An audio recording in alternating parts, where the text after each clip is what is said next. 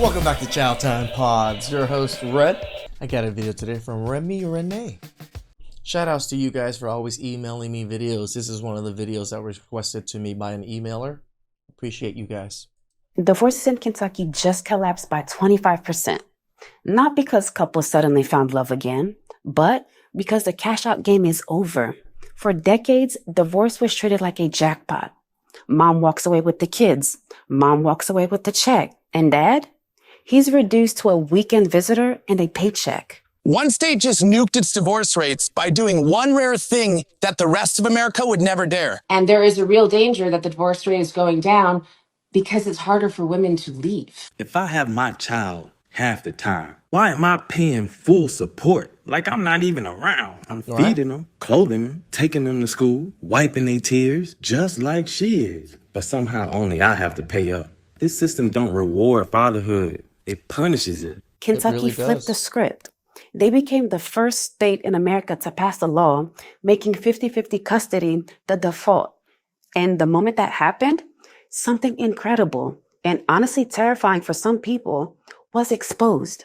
When women realized they could no longer cash out through the courts, divorce filing dropped overnight. A full quarter I wouldn't say overnight. It took a while. fewer divorces in one state compared to just 18% nationwide. Men call it fairness. Women's group, they call it dangerous. And that clash right there between fairness and fear is why this story is exploding. There are reports coming out of Kentucky that the divorce rate has completely plummeted. 25%. It's gone down 25%. It's a lot. That's significant. You know, when the divorce rate nationally rests, I don't know, I think a little bit above 50%, to have it drop 25% in one state means to pay attention. It's a reason to pay attention. And here's the kicker. The money numbers prove it. Before this law, a dad making $4,000 a month would be forced to hand over nearly $10,000 a year in child support. Yep. After the new law, that drops to maybe $200 a month, sometimes zero. We're talking about a $7,500 swing in every year. Plus, something even bigger, half of his child's life back. I'll break down that math in just a moment. But first, let's talk about why this single change sent shockwaves through the divorce industry. Because let's be real, if divorce filing dropped by 25% the second the financial jackpot disappeared, what does that tell you? For years, men have been told, no, it's not about the money. Women just aren't happy. But the data speaks louder than the excuses. She's right. It's always been about the money for the states and for the women. But now even the states are willing to lose money because, remember, they get reimbursed by the federal government when it comes to child support to try to keep their families together. Shout outs to you. As soon as the Tennessee. reward for leaving was gone, so was the rush to file divorce. And that's why this law is stirring up a storm. Fathers say it's justice. Critics say it's a trap. Women's group are arguing that it locks moms in marriages and puts kids at risk. But let's look at the bigger picture. Florida, Arkansas, West Virginia, Missouri, they've already filed Kentucky's lead. And right now, over 20 more states are considering it.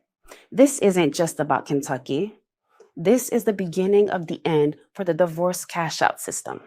The critics say this law puts women and children in danger. But when you actually look at the facts, and when you see how much the system was really built on men's wallet, you'll understand why this law isn't just saving families. It's exposing the truth about modern divorce. I don't think it's necessary. We split her 50-50. She's at my house just as much. She's with me just as much, if not more. Your Honor, I would say that's probably an argument for her to pay me. If we're splitting 50-50, I shouldn't have to pay all of it. That's exactly what I was getting ready to say. So you kind of like told on yourself. So you ready to move forward with the numbers? Sure. Okay, well, let's go ahead and get ready with the numbers. So it looks like you make, like I said, $100,000 a year. Do you work overtime or is that regularly what you make? No, I work overtime. But Okay. And does that include overtime? yes, ma'am. It's a salaried position, so it's just straight up. All right, Let's put some real numbers on this because the math is what makes it undeniable. Before Kentucky passed the 50-50, the typical story looked like this. Dad makes about $4,000 net income. Mom gets the kids 80% of the time. Dad gets every other weekend and maybe one dinner during the week. Under those guidelines, child support lands around 20% of his income. That's about $800 a month, nearly $10,000 a year, gone. And remember, that's on top of insurance, school costs, and extras he still has to cover. Yep. Now, after 2018 with 50-50 custody as a default, same dad, same income, but now he has his kids half the time, which means child support gets offset. Instead of $800 a month, he might pay maybe $200 to $300 a month. In some cases, if mom makes close to the same amount, he pays nothing, Yeah. zero. It makes sense. That's not just $7,500 a year staying in his pocket. That's also half of his child's life back. He's not just a paycheck anymore. I'm sure this is the thing that they never say, but I'm sure because the father has them more often now, the father's probably going to spend more than that $7,000 on that child. Fathers love their children too. They're willing to spend on their children. He's a parent again. And this is where things get heated. Because if you think men celebrated, you're right. But women's groups, they lost their minds. They say this law traps women in bad marriages and puts kids in danger. But when you actually look at what people on the ground are saying, the story looks very different. Top male comment. If divorces drop by 20%, the second child support dries up. That proves it was never about happiness. It was about the money. Another father says, for once, courts don't see me as just a wallet. This is the first time in decades I feel like an equal parent. Nice. A mom's comment. I'm in a Kentucky mom group and women are literally deciding whether to leave their husbands based off of this law. It's hard for them now. Someone responds to. Hard for them? Like it's literally because of a law that makes it so they get less money. That's why they're contemplating it more. Not that they're being abused or anything like that. No, it's, oh shit, I might not have to get that much money. You mean hard because they can't cash out anymore. This isn't trapping women. It's finally equality. This is what makes this law explosive. For men, it's not just about saving money. It's about finally being seen as more than just disposable. I mean, you get to be in your kids' lives. Like, I know plenty of fathers that don't get to see their kids, and they fight very hard. They just can't fight anymore because they don't got the money anymore to be able to fight like that. For critics, it's the end of a system they quietly benefited from for decades. And that clash, fairness versus fear, equality versus entitlement, is exactly why this debate is spreading beyond Kentucky. Because here's the part no one wants to admit. If one state can cut divorce by 25% just by removing the financial jackpot, what happens when the entire country follows? Now, not everyone cheered when this law passed. Women's group came out swinging. Their biggest claim? That equal custody traps women in abusive marriages. They argue that judges sometimes overlook abuse unless the father directly harms the child. And yes, there's horror stories floating around. One mother said her husband nearly killed her. And just weeks later, a judge still granted him 50-50 custody. That story... That's funny. It's like, oh, if he nearly killed you, wouldn't that man just be in jail for nearly killing you? ...spread it like wildfire. So, critics are painting this law as dangerous. Not just unfair, but unsafe. And on the surface, it sounds scary.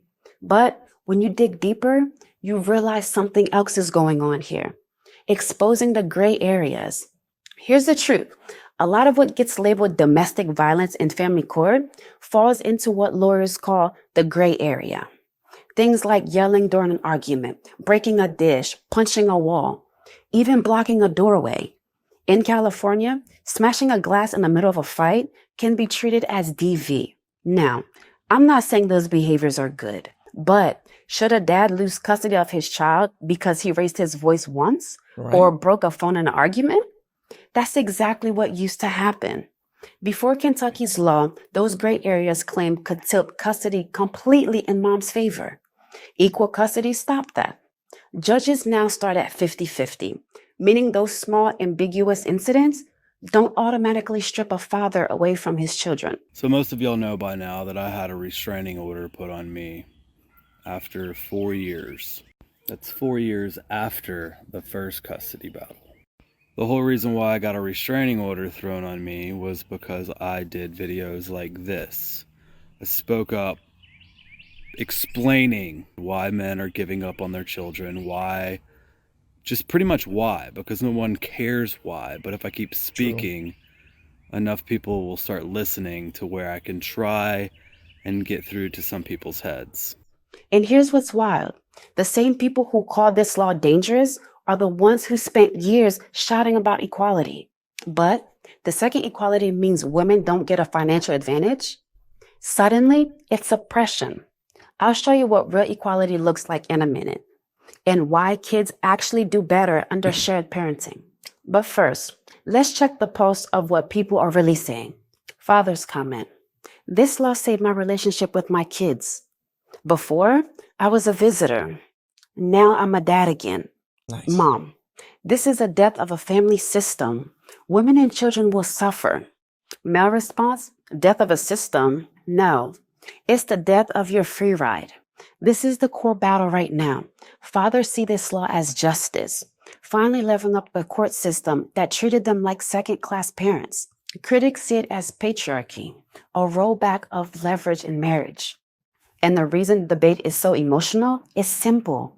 When you take away the financial reward for divorce, you expose what divorce was really built on. Let's zoom out for a second, because while the critics are shouting about danger, the research paints a completely different picture. Study after study show that kids do better with shared parenting. They perform better in school. They have fewer behavior problems. And they grow up with healthier views of relationships because they didn't lose a parent in the process. In fact, one of the most powerful comments I saw was from a father who said, "For the first time, my kids don't feel like they're visiting anymore. They feel like they actually live with me." That's not just a financial win for men. That's a generational win for children. And here's the part that's going to flip the divorce industry upside down. This isn't stopping with Kentucky. This law is spreading fast. And when it goes nationwide, the system built on cashing men out may not survive. As of this year, 20 more states are considering similar bills. Judges and lawmakers are calling it the new standard of equality. It truly is equality. 50-50 custody. It just makes sense. One Kentucky judge put it perfectly. You can't write laws for all families based off the worst case scenarios. And men knows what this means. If one state drops divorce by 20%, shook the system, imagine what happens when dozens of states follow. We're talking about billions of lawyer fees gone, child support revenues slashed, and an entire divorce industry scrambling to survive. One father's comment, I don't think they're scrambling. 20% isn't that much compared to what it still is. "This isn't just equality. This is finally justice. Every state needs this law." Critics comment, "This is the death of the divorce system. Women will be trapped." Male response, "No, women aren't trapped. They're just not incentivized to blow families up anymore." So here's a truth men needs to hear. This isn't just about child support. It's about leverage. For decades, the divorce system gave one side all the power. The second that power was stripped away, divorce collapsed. And that's why this isn't just a local issue. It's the biggest cultural shift in family law in decades. It really is. Which raises the real question. What happens when the cash-out system collapses nationwide?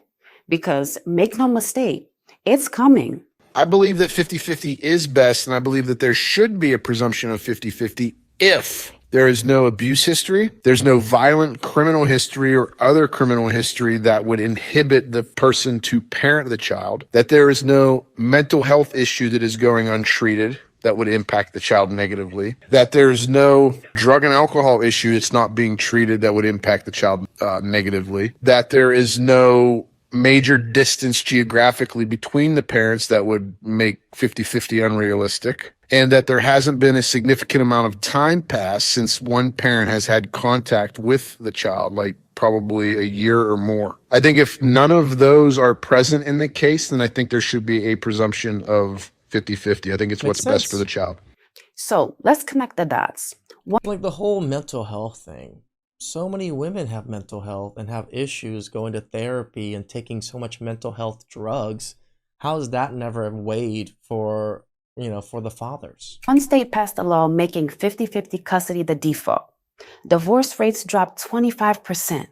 Lawyers panicked. Women's groups protested. Fathers finally felt equal. Kids got both parents back. And the divorce industry, it lost its golden goose. Because here's the uncomfortable truth. For decades, divorce wasn't just about broken marriages. It was a business model. Yep. A system that rewarded one side with custody, cash, and control, while the other side got drained. The second that system got disrupted, divorces collapsed. And that should make everyone stop and think, how much of modern divorce was really about love? And how much was about leverage? And don't get me wrong, I'm not saying all divorces are motivated by child support, money, or anything as such. Some people might be really trapped in a marriage from which the only way out would be divorce. But the bigger picture is that this isn't stopping with Kentucky, which means this isn't just a fluke. This is the future. And the people who built careers off of divorce industries, they know it. So here's the real question. If taking away the financial jackpot cut divorce by 25% in one state, what happens when the whole country follows? Because I'm hoping by 30% maybe? Because make no mistake, nationwide? It's coming. And when it does, and you think about it, 30% of 50%, we're talking about it's going to drop down to about 30%. Like 30% nationwide divorce rate? Doesn't sound as bad as over 50%. The divorce industry won't just shrink, it'll collapse. For the first time in decades, fathers won't be disposable, kids won't lose a parent, and women won't be able to cash out of marriage like it's a business deal. That's not oppression. That's equality. That's accountability. So tell me, is this the beginning of saving family or the end of an entire system built on men's backs? Drop your thoughts below because this conversation isn't ending anytime soon. It's funny because the comment down below says, when privilege is removed, it's oppression, right? Women think they're being oppressed now because they lost the privilege of being able to literally take money from men and destroy men's lives by taking their children away. Men just want to be part of their children's lives too. It's not that hard to comprehend. Not every man is a deadbeat father. Please like, subscribe, comment down below. I really appreciate that. And I'll catch you guys next time. Ciao.